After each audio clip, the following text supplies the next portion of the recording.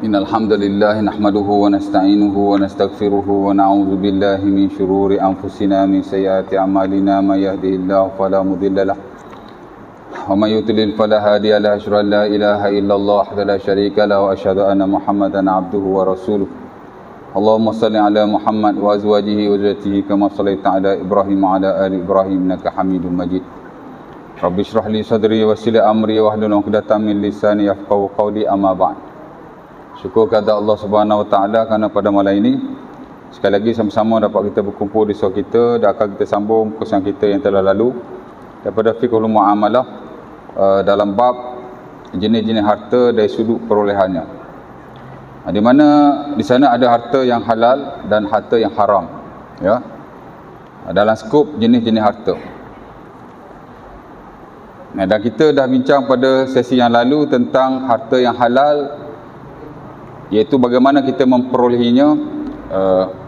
Ada beberapa cara. Pertama ialah dari sudut gaji dan upah, ya, ujrah ataupun ijarah, yang sesi yang lalu, ya, di mana ia adalah suatu bayaran ke atas satu pekerjaan yang kita lakukan. Jika bayarannya tetap dan of course pekerjaannya tetap, maka ia disebut sebagai gaji. Jika di atas suatu pekerjaan yang agak berbeza, di mana ia bukanlah suatu pekerjaan yang tetap, hanya untuk bayaran di atas satu pekerjaan yang tertentu, maka ia disebut sebagai upah. Nanti ada babnya, itulah babul ijarah, ya. Ala kulli hal, ia ada satu cara kita memperoleh harta dengan cara yang halal, kerana memang kita dituntut supaya mencari, mengumpul dan mendapatkan harta dengan cara sedemikian, ya. Baik, pada malam ini kita nak masuk cara yang kedua untuk kita memperolehi dan mendapatkan harta yang halal. Di mana saya notakan di sini hadiah, sedekah dan hibah. Ya. Saya baca dulu. Pertama, sedekah ialah pemberian semata-mata mendapatkan pahala dan balasan daripada Allah Subhanahu Wa Taala, khususnya di akhirat. Ya. Saya mulakan dengan sedekah lah.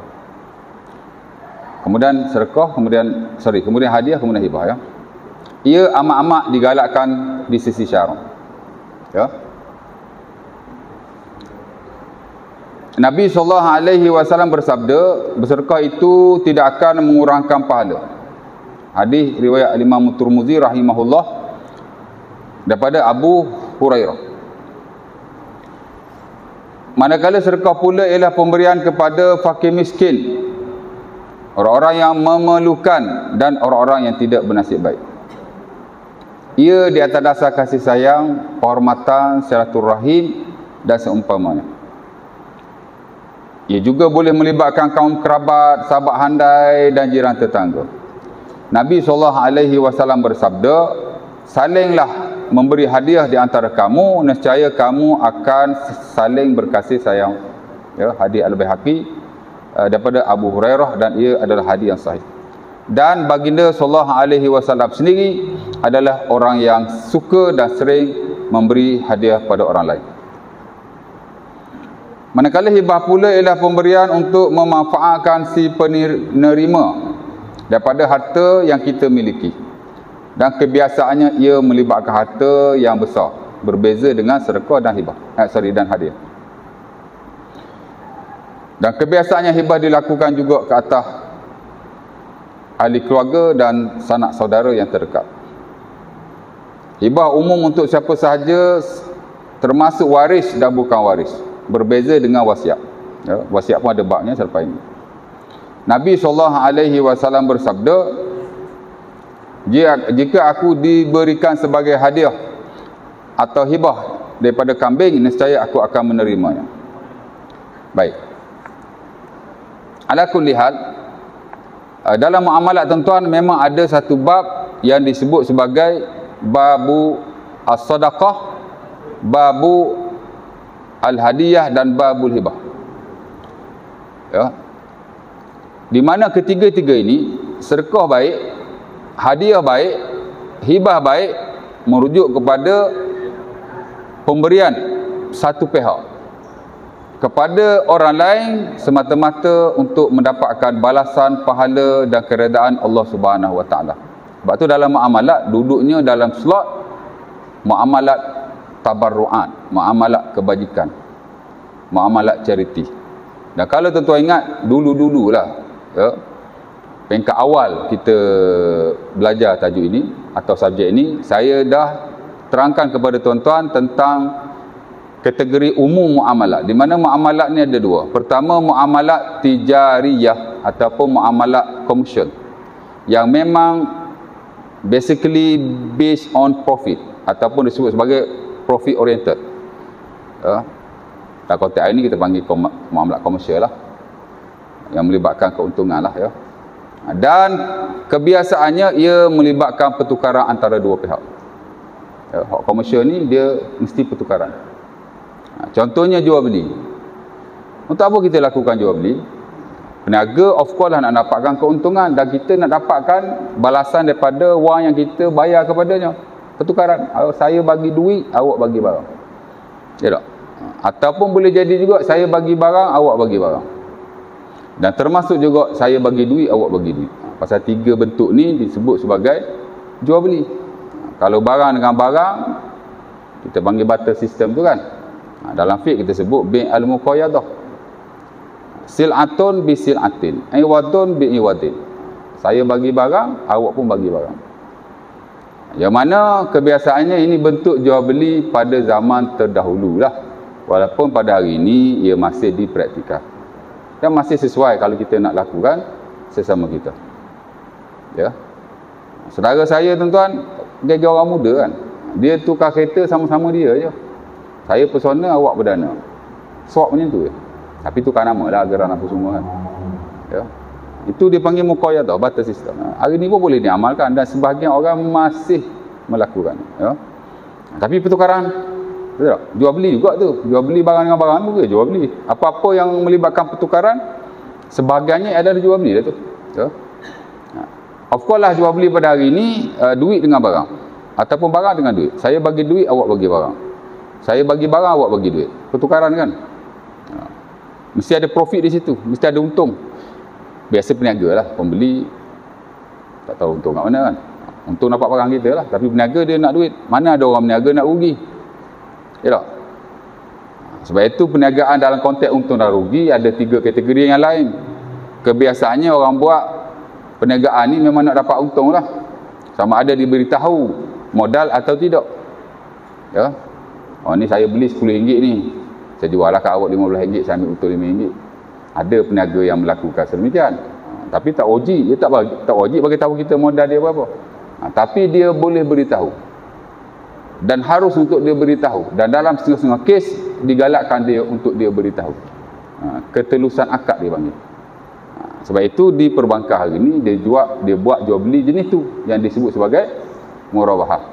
Murabahah ni dia kontrak asal dia tawarruk. Dalam tawarruk tu ada murabahah. Murabahah ni maksudnya kita tahu kos belian berapa, kita tahu kos barangan berapa dan berapa keuntungan yang diperolehi oleh penjual. Tentu ada buat pembiayaan rumah, pembiayaan kenderaan yang Islami tu kan. Betul tak? Dia bagi tahu tuan-tuan dia jual ni berapa dia ambil untung. Biasanya dia bagi tahulah. Harga dia sekian-sekian.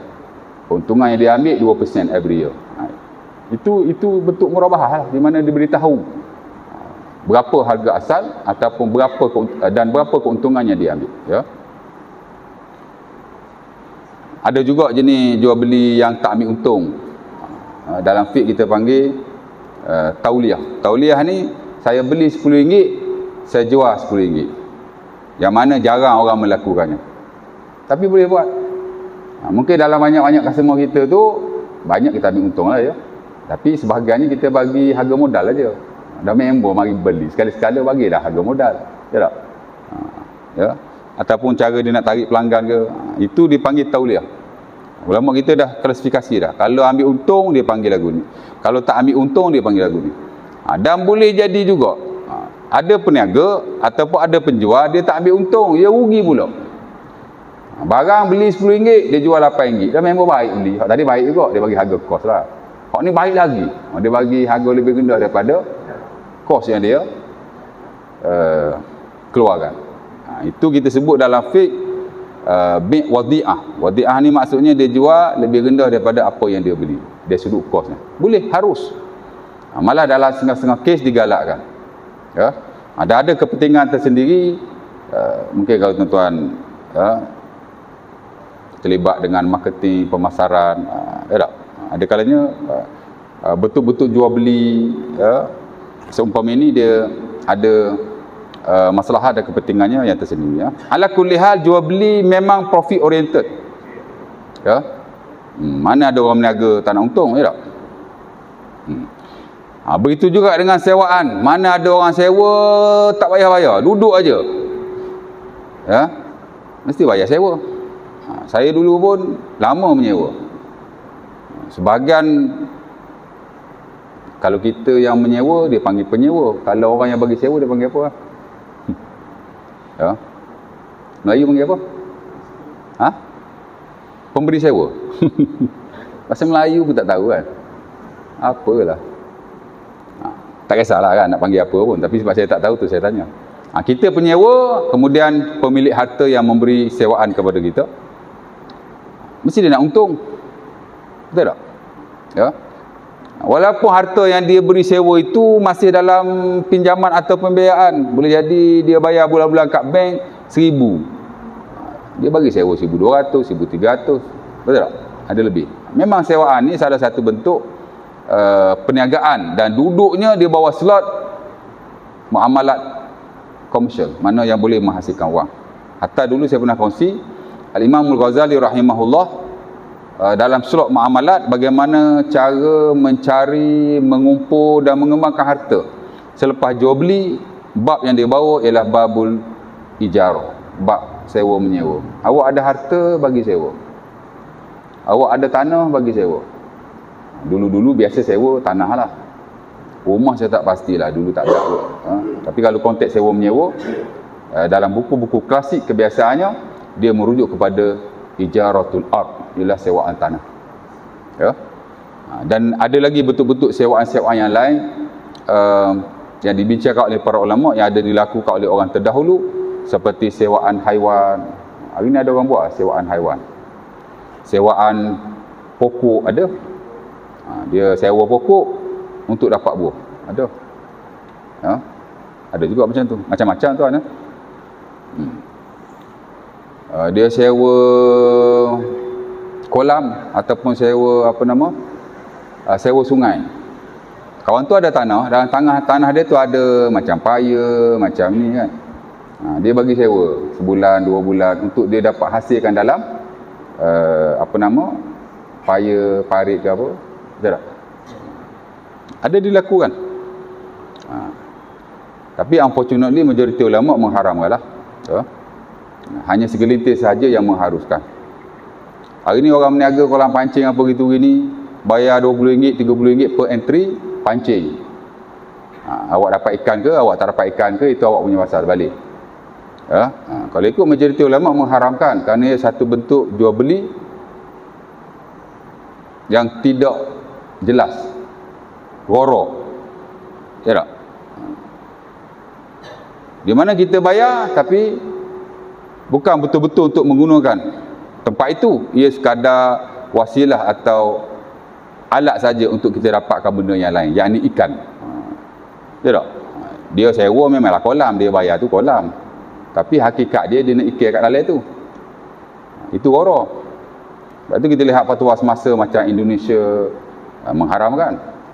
Kolam pancing ni ada model-model dia. Tapi kalau model bayar, kemudian pancing, dapat tak dapat, tak dapat. Itu satu bentuk model yang dilarang sebenarnya. Dan ulama dulu pun ada bincang bab ni, kerana mereka juga memberi sewaan kolam, parit, bahkan sungai di dalam tanah-tanah mereka. Kita tak tahulah, tengok tak ada fatwa rasmi lagi bab tu. Dan saya personally tanya Mufti Selangor tentang fatwa berkaitan dengan kolam-kolam pancing ni, dia kata tak ada. JAKIM ada keluarkan garis panduan dalam ismah, tapi bersabit dengan pertandingan kolam pancing. Tapi kolam pancing itu sendiri tak ada. Ala kulli hal, saya tak nafi sebahagian mengatakan harus. Kita bayar some amount and then kita pancing kan. Kerana dia kata itu ijarah, itu sewaan. Kita sewa tempat. Ia satu bentuk bayaran ke atas servis yang diberikan. Kita pakai fatwa siapa tu? Ibn Taymiyah. Kerana beliau antara ulama yang mengharuskan sewaan-sewaan sebegitu. Sewaan kolam untuk dapatkan ikan. Sewaan pokok untuk dapatkan buah. Sewaan hatta haiwan untuk dapatkan susu atau dapatkan anak dan seumpamanya. Ataupun sewaan-sewaan yang lain. Yang sebenarnya kita bukan nak benda tu, kita nak benda lain. Benda lain tu dikira ghara. Jadi majoriti ulama tengok hak lain tu. Dia sewa tempat, hak dia nak ikan, mana ikannya? Ghara, haram. Dia sewa haiwan, tapi dia bukan nak haiwan tu, dia nak susu haiwan tu. Mana susu haiwan tu? Tak dapat ditentukan. Ghara. Tahu ghara kan? Saya dah pernah ulas dulu ghara ni. Ghara ni makna apa-apa yang kita nak lakukan urusan muamalat, dia mesti certain, dia mesti jelas. Barang tu kalau berat dia berapa, kalau sukatan dia berapa, ukuran dia berapa, amount dia berapa. Ini kita tak tahu. Dia sewa haiwan, tapi kerana dia nak susu tu berapa banyak yang dia nak. Patut dia nak jual susu, dia kena perah susu RM10 satu tin, RM10 satu mangkuk, RM10 tak apa. Tapi jualan begitu tak boleh. Dia melihat kepada maksud jual beli tu. Dia bukan sewa haiwan ni, dia nak susu. Mana susunya? Tak tahu berapa banyak susu ada tu. Itu gharak, haram. Dan begitulah sewa-sewa macam ni. Dia sewa pokok, dia bukan nak pokok tu, dia nak buah. Mana buahnya? Belum buah lagi, tunggu nanti musim. Tak boleh dia kata. Ya. Jadi majoriti melihat kepada hasil urusan yang dia lakukan. Tapi segelintir daripada mereka melihat ni item macam kita kata kolam tu lah, kita sewa kan. Ala kulli hal terpulanglah. Tapi saya dalam bab ni lebih cenderung kepada pendapat majoriti yang melarang. Dan sepatutnya pihak berkuasa agama dia kena keluarkan satu model yang patuh syariah kepada pengusaha-pengusaha kolam pancing seumpama ini. Tuan tahu hak patuh syariah dia macam mana? Dia bayar untuk servis, kemudian ikan yang dia dapat mesti ditimbang, disukat dan dinyatakan harga. Tapi kalau buat begitu, tak tahulah dia dapat untung atau tidak kan. Tapi itu patuh syariah. No doubt, patuh syariah. Adapun ada 2 atau 3 model yang lain, itu macam tak berapa nak patuh lah. Berarti Indonesia dia kata haram. Kalau pancing, kalau bayar RM30, pancing. RM30 sejam contohnya. Pancinglah sejam tu. Awak dapat berapa sejam tak tahu. Saya dapat seekor, awak dapat 2 ekor, awak dah dapat. Dia kata tak boleh. Kerana dia kata ghara. Dan itu saya tak nafi pendapat majoriti. Ya. Dan mereka sebenarnya bukan meniaga tempat. Kita nak kata sewa tempat. Mereka bukan meniaga tempat. Dia meniaga ikan. Sebab tu kadar yuran yang dikenakan berdasar kepada ikan yang ada kat dalam tu. Betul tak? Kalau ikan tu mahal, yuran dia mahal. Dia sebenarnya, dia meniaga ikan. Dia bukan meniaga tempat. Jadi nak kata sewaan tempat tu macam tak apa tepat. Dan majoriti ulama dalam hal ni saya lihat lebih jelas lah hukum yang mereka keluarkan. Ala kulli hal tak apalah. Dah ada orang kata boleh kan. Baik. Jadi ini komersial tuan-tuan. Dan begitulah yang lain-lain, investment ya. Pelaburan atas mana-mana kontrak yang dia lakukan. Ini komersial. Satu lagi dia panggil muamalat tabarru'an. Kalau hak ni dia melibatkan pertukaran. Aku bagi duit, mu bagi barang. Aku bagi barang, kau guna manfaat barang itu. Yang ni sewaan. Sewa ni bagi barang juga, tapi kita tak ambil barang tu. Kita ambil manfaat kepada barang. Saya bagi rumah kat awak, tapi awak bukan ambil rumah saya. Awak duduklah rumah tu. Saya bagi kereta kat awak bukan ambil kereta saya untuk dimiliki, tapi awak guna manfaat kereta itu. Itu sewaan. Ia satu bentuk muamalat komersial. Kita tak memiliki harta itu, tapi kita memiliki manfaat kepada harta berkenaan. Kalau rumah untuk didiami, kalau kenderaan untuk digunakan, dan begitulah yang lain. Tapi dia komersial. Dia melibatkan pertukaran. Aku bagi barang, kau bagi duit. Aku bagi macam tu. Satu lagi dia panggil tabarru'an. Ni tabarru'an lah ni. Sedekah, hadiah, hibah. Dah ada lagi. Tapi untuk malam ni 3 tu je. Ya. Pasal apa dia tabarru'an? Tabarru'an ni makna kebajikan, sukarela, ataupun juga disebut sebagai charity. Dia tidak melibatkan pertukaran. Dia hanya pemberian satu pihak. Sedekah. Saya bagi RM10 kat masjid. Ya, satu pihak saya bagi. Ataupun saya bagi RM100 kepada siapa-siapa orang miskin dan seumpamanya. Satu pihak saya bagi je. Saya beli pen sebatang, saya hadiah dekat pengungsi surau contohnya. Satu pihak. Same goes to hibah. Hibah pun satu pihak. Bapak hibah kat anak. Ya tak? Bapak suami hibah kat isteri. Dia melibatkan satu pihak. Lagi anyway secara kesimpulannya tiga ni dia melibatkan satu pihak. Sedekah baik, hadiah baik, hibah baik. Secara umumnya ketiga-tiga ni sama je tuan-tuan.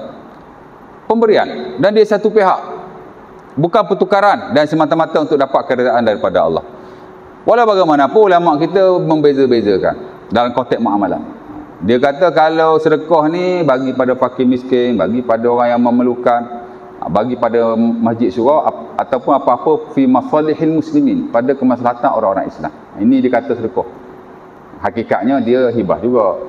Dia pemberian ni secara umum dia macam sama aja lah ya. Tapi secara khusus ulama kita beza-bezakan. Pemberian juga, tapi kalau sedekah ni dia kata lagu. Kemudian dia kata hadiah pula ialah pemberian atas dasar kasih sayang, nak merapatkan silaturahim ataupun atas dasar penghormatan. Kita hadiah something kepada bos kita, kepada rakan sekerja kita, malah kepada adik-beradik kita. Itu dia kata hadiah. Hakikatnya hadiah pun sedekah juga. Ya. Tapi dia bagi beza. Nak bagi nampak struktur dia tu cantik sikit. Dan ada pun hibah, pemberian kepada orang lain dengan tujuan dia memunafaatkan harta kita, dan kebiasaan dia melibatkan harta yang besar-besar, dan of course lah dia kepada orang terdekat sahaja. Mana ada hibah kat masjid sampai 1 juta? Ada, tapi tak ramai. Mana ada saya hibah dekat orang miskin bagi kereta X70 sebiji? Ada, tapi tak ramai. Kebiasaannya kita sedekah ni hak kecil-kecil. Hadiah pun hak kecil-kecil. Tapi kalau hibah dia besar-besar. Ya tak? Hibah rumah, hibah tanah, ya. Dan kalau kita lihat dalam konteks kewangan semasa pada hari ini, kebiasaannya instrumen hibah memang untuk harta-harta sebegitu. Kebiasaannya dia melibatkan harta tanah lah, ya, rumah lah kebiasaannya, ya. Dan dia merupakan satu pensyariatan Allah Subhanahu Wa Taala, sama saja dengan sedekah dan hibah. Itu dia punya beza, ya. Baik. Dan ketiga-tiga ni tuan-tuan, dia adalah hukum Allah Subhanahu Wa Taala. Dan masing-masing ada kepentingan masing-masing. Kenapa Allah Taala mensyaratkan sedekah? Kerana memang ada orang lain yang memerlukan bantuan daripada kita. Ya, orang fakir miskin dia perlu bantuan daripada orang lain. Dan bantuan itu disebut sebagai sedekah. Dan Allah Taala dalam Quran banyak sebut ayat tentang sedekah. Ulama kita Sa'id Ali Al-Qahtani dalam bukunya Az-Zakah fi Du'il Kitab wa Sunnah, dia ulama besar juga, tapi tak adalah sebesar Qardawi saya rasa. Tapi kita yang belajar, kita kenal lah beliau. Dia mengarang puluhan buku-buku syarak, khusus buku tentang hukum hakam. Ya. Saya pun ada banyak buku-buku beliau yang saya baca. Salah satu tentang zakat lah. Selain daripada buku zakat Qardawi, antara buku zakat semasa kontemporer yang saya minat adalah buku yang dikarang oleh beliau. Ya. Zakat dalam Islam menurut neraca Al-Quran dan Sunnah. Dia ada buku. Bagus buku tu untuk kita baca. Tapi Arab lah, Melayu tak ada kot. Dan dia kata sedekah dalam Quran disebut tak kurang daripada 18 kali. Waradat kalimatu sadaqah fil Quran 18 marratan. Ya. Dan dia buat marilah ayat-ayat tersebut. Banyak ayat. Ya. Kebiasaan yang kita dengar, Allah Ta'ala kata khuz min amwalihim sadaqah tutahhiruhum biha wa tuzakkihim wa salli alaihim inna salataka sakanun lahum. Itu surah At-Taubah ayat 103, dan saya pernah baca ayat ini kepada tuan-tuan sebelum pada ini. Allah Ta'ala kata ambil daripada mereka sesuatu harta sebagai sedekah, ya, yang dapat menyucikan harta dan hati-hati mereka, dan doalah kepada mereka, ya. Tapi ayat ini lebih menjurus kepada zakat sebenarnya. Ala kulli hal ada disebut sedekah di situ. Khudh min amwalihim sadaqah. Tapi zakat-zakat pun sedekah juga. Cuma zakat ni dipanggil sedekah wajib. Ya. Tuan-tuan belajar bab zakat, Allah Ta'ala kata, macam mana pembagian zakat tu? Surah Taubah juga ayat 60. Innamas sadaqatu lil fuqara'i wal masakin wal 'amilina 'alaiha wal mu'allafati qulubuhum wa fir riqab wal gharimina wa fi sabilillahi wa ibnis sabil. Ya, ada sedekah situ kan? Innamas sadaqatu lil fuqara'. Ya. Wal masakin sampai habis ya. Ada sedekah. Dan saya lihat banyaklah dalam surah-surah yang lain, ya. Al-Baqarah saja ada beberapa ayat yang saya tak perlu bacalah. Dan kadang-kadang Allah Ta'ala tak guna perkataan sedekah, tapi Allah Ta'ala guna perkataan infak. Ia juga merujuk kepada sedekah. Ala kulli hal, Allah Ta'ala amat menggalakkan supaya kita bersedekah, sama ada kepada fakir miskin, sama ada pusat-pusat orang Islam seperti masjid dan surau, sama ada kepada Baitul Mal atau seumpamanya. Same goes to hadiah. Hadiah pun sama juga. Cuma saya tak dapatilah dalam Quran ada ayatnya atau tidak. Tapi dalam hadis Nabi memang banyak. Bahkan Nabi SAW menerima hadiah dan baginda membalasnya dengan hadiah yang lain. Nabi orang bagi, kadang-kadang dia balas. Memang kita kalau orang bagi something, kita balas balik. Itu digalakkan, disunahkan. Ya. Kerana Nabi yakbalul hadaya wa yutibu alaiha. Kata Aisyah dan Sunnah Abi Daud, Nabi sering menerima hadiah dan Nabi membalasnya, yakni dengan hadiah yang lain. Ya. Dan Nabi dalam banyak hal memerintahkan kita supaya sering memberi hadiah sesama kita. Tahaddu tahabbu. Berilah hadiah sesama kamu, nescaya kamu akan sering berkasih sayang sesama kamu. Dan pernah ada dalam sejarah tuan-tuan, ada seorang yang betul-betul tak suka pada Nabi. Nama dia Safwan bin Umayyah. Seumpama yang diriwayatkan dalam Sahih Muslim. Ya. Tapi dia tak jahatlah macam Abu Jahal, macam Abu Lahab. Tapi yang tak suka kat Nabi. Ya. Dan dia sebut kana abghadun nasi ilayya Rasulullah. Dulu-dulu orang yang paling aku benci ialah Rasulullah. Tak suka Nabi. Famazala yu'tini hatta sara ahabban nasi ilayya. Maka Nabi SAW sentiasa memberi kepadaku sehingga baginda telah menjadi orang yang paling aku sayang. Ada kepentingan dia tu. Ya tak? Sebab tu ulama kita tuan-tuan dalam slot zakat tu, wal muallafati qulubuhum, muallaf ni maksudnya dua. Pertama ialah orang yang baru masuk Islam. Saya pun last month pergi kursus mu'alaf dengan majlis zakat kan.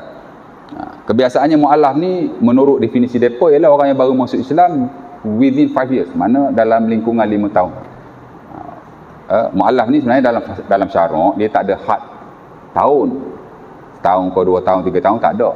Sekira-kira dia baru masuk Islam, dia tak erti apa-apa lagi dan dia belajar sedikit demi sedikit. Ada orang dia baru masuk Islam, dia boleh erti Islam, boleh semayang, boleh puasa, boleh baca Quran within 1 year. After 1 year dia tidak mu'alaf lagi. Mu'alaf apa lagi dia boleh buat semua dah. Ada orang dia ambil lebih sikit, 2 years. Macam ni slow sikit kan. Busy pula tu. Belajar sikit-sikit, setahun, semayang tak erti lagi. Orang Islam daripada kecil semayang pun tak erti. Ni kan apa? Ini baru masuk Islam. 2 tahun baru dia pandai semayang. After 2 tahun dia tidak mu'alaf lagi. Tapi dalam 2 tahun tu dia mu'alaf lah. Mungkin ada orang ambil masa sampai 3 tahun. Mungkin ada orang ambil masa sampai 4 tahun. Tapi kalau 20 tahun masuk Islam tak erti lagi. Bukan mu'alaf tu. Mu'alaf gapo 20 tahun masuk Islam tak erti kau sekarang lagi. Memang malah nak belajar lah tu. Memang ada tuan-tuan. Ada. Tapi yang diletakkan oleh majlis zakat 5 tahun. 5 years. Kalau lebih 5 tahun tu tak dikira sebagai mu'alaf. Sesuai lah tu. Sesuai lah ya. 5 tahun takkanlah tak ada masa lagi ataupun tak sempat nak belajar lagi ya. Baik. Jadi pertama ni orang baru masuk Islam dan dia kena ambil masa lah untuk belajar sehingga dia menjadi Muslim yang boleh berdiri dengan sendiri. Dia tahu perkara yang wajib dilakukan dan dia melakukan. Satu lagi mu'alaf ialah orang bukan Islam. Tapi dia harap untuk dia masuk Islam. Itu juga satu bentuk mu'alaf. Dan memang sebagian para ulama menyatakan bahawa boleh diberi harta kepada mereka, termasuk zakat. Boleh bagi. Di atas prinsip itu. Cuma kita kat Malaysia ni, saya ingat Perlis je kot. yang bagi zakat pada non-Muslim. Rata-rata tak bagilah, termasuk di Selangor. Zakat ni memang khusus untuk Islam. Ala kulli hal dia balik pada ulil amri lah. Tapi kalau kita tak lihat dalam fiqh, mu'allaf tu dia ada dua kategori tu. Pertama, orang yang baru masuk Islam. Yang kedua ialah orang yang bukan Islam tapi dijinakkan hatinya untuk masuk Islam. Ya? Dan ada lagi kategori orang bukan Islam yang lain yang boleh diberikan harta kepada mereka termasuk zakat. Dan Safwan bin Umayyah pun sama. Nabi memberi harta kepadanya. Nabi bagi sebahagian zakat, Nabi bagi harta rampasan perang, Nabi bagilah slot-slot tertentu kepada beliau. Walaupun dia bukan Muslim, tapi sebab Nabi nak tarik dia kepada Islam. Akhirnya dia masuk Islam dan dia menyayangi Nabi, tidak seperti sebelum pada itu, di mana Nabi lah orang yang paling dia benci. Ya? Baik, cerita dia ada sedekah situ kan? Ya? Kemudian ada lagi lah banyak ayat yang lain yang menurut infak. Baik, hadiah kan? Jadi hadiah bagi. Ya? Okey, kemudian yang ketiga hibah. Hibah ni dia beza sikit tuan-tuan. Di mana kalau hadiah dan sedekah ni kalau kita lihat pada rukun-rukun dia tak wajib qaubat, itu sajalah. Adapun hibah ni dia wajib qaubat. Dan hari ni tuan-tuan, hibah memainkan peranan penting dalam industri kewangan. Bukan sahaja di peringkat atasan, malah di peringkat kita-kita ni. Dan hari ni ramai orang yang buat hibah. Ya? Betul tak? Hatta kalau lihat tuan-tuan ada tabung haji. Tabung haji pun ada buat hibah. Hibah amanah dipanggil.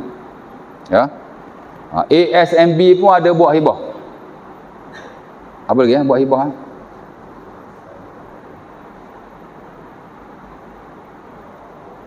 Insurans pun ada buat hibah. Ya. Terutama insurans kematian lah, takabur hibah kan. Dia juga menggunakan prinsip hibah. Dan mungkin lagi ada yang lain lah. Itu peringkat atasan. Isyak dah saya? Belum lagi. Tapi hak depa tu biarlah kan. Depa buat, depa orang kewangan, ya, dia nak memastikan kewangan dan seumpamanya. Di peringkat kita, kalau kita nak buat hibah dalam setengah-setengah keadaan, itu yang terbaik. Ya. Isyak? Isyak belum? Isyak lah. Azan dulu, lepas tu sambung 5 minit.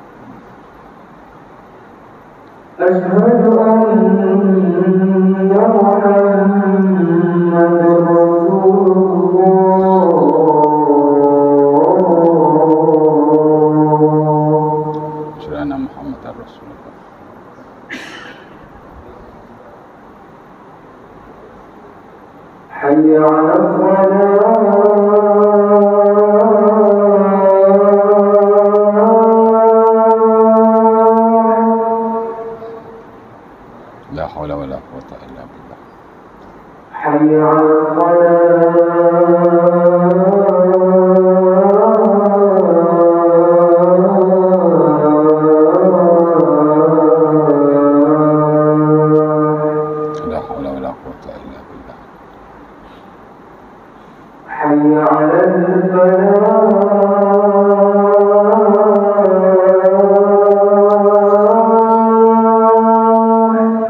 لا حول ولا قوة إلا بالله حي على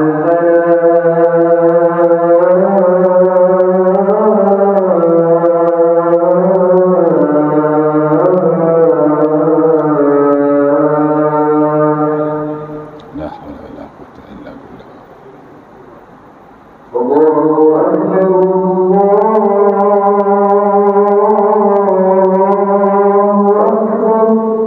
الله أكبر الله أكبر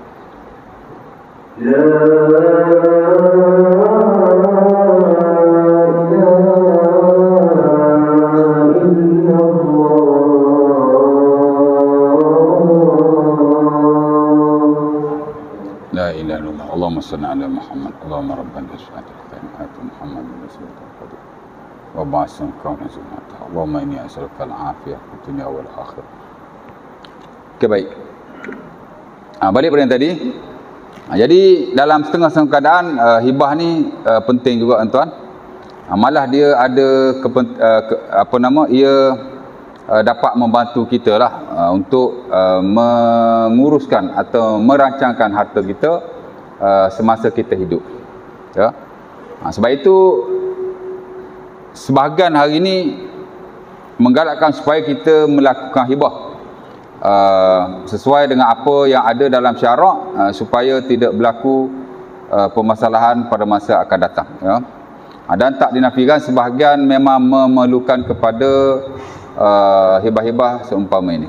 Jadi apa yang Allah Ta'ala buat tu ada kebaikannya. Sebab ada juga yang mengatakan bahawa macam orang yang buat hibah ni nak pelari faraid. Memang saya ada dengar ceramah seseorang dia berkata begitu. Mungkin saya tak dengar habis lah, mungkin ada dihurai lagi. Dan itu sebenarnya tidak benar sama sekali. Dan beberapa tahun yang lalu IKIM pernah menghuraikan perkara ini. Ustaz Faiz Adnan dia pernah sebut tanggapan masyarakat, bahkan sebahagian ahli ilmu yang mengatakan bahawa seolah-olah macam kita ni sailang faraid lah. Ya. Betul tak? Dia kata itu tidak benar sama sekali. Kerana hibah adalah hukum Allah. Faraid pun adalah hukum Allah. Itu satu pilihan yang Allah Ta'ala bagi. Kalau awak tak hibah masa awak hidup, awak mati, dia pergi pada faraid. Itu tak boleh buat apalah. Betul tak? Ada bahagian masing-masing. Tapi as long as kita hidup, kita nak buat sendiri, you are welcome. Ini adalah option yang Allah Ta'ala bagi. Ya. Dan memang perlu kepada setengah golongan. Ya. Orang ada anak angkat umpamanya, dia tak ada faraid untuk dia.